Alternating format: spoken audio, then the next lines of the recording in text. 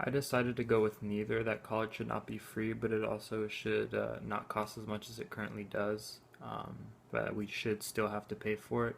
I believe paying for college is a huge problem right now because it's super expensive.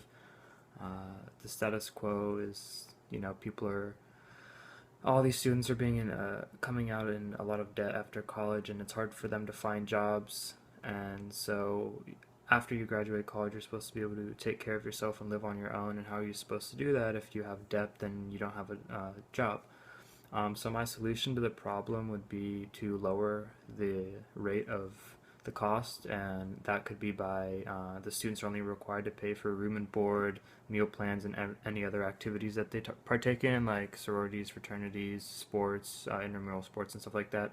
And while the students are paying for that, I think the school should be in charge of paying for the teachers from the government or and like all the other employees on campus. And I think this solution would allow students to begin gaining the experience and knowledge of living on their own because they're paying for their rent, they're paying for their food and other bills, but they're not shelling out thousands of dollars and becoming, um, you know, starting their debt.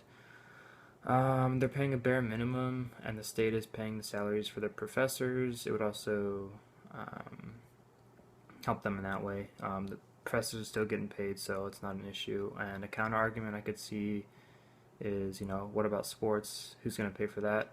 I think that each college program gets paid in sponsors by the state as well as the conference that they're in for publicity and stuff like that. So I don't think it should be an issue. And another counter argument I could see is, um, don't doesn't the government have better things to spend their money on in the states? And I think no, because education is extremely important here, and these kids are going to be the future presidents, the future engineers and scientists. And if they don't get a chance to get an education and gain the knowledge and learn how to do their job, their minds aren't going to be able to be used to the full potential.